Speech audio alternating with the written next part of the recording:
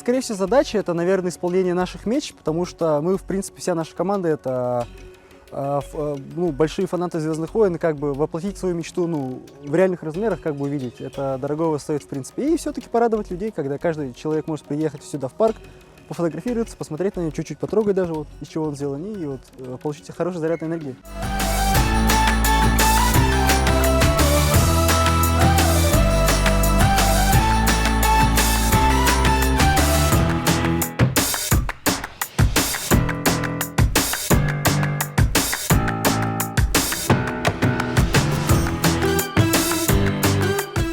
У нас еще следующий проект.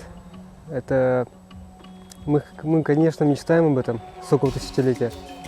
И пока не нашли спонсоров, если будут, то мы это сделаем один в один.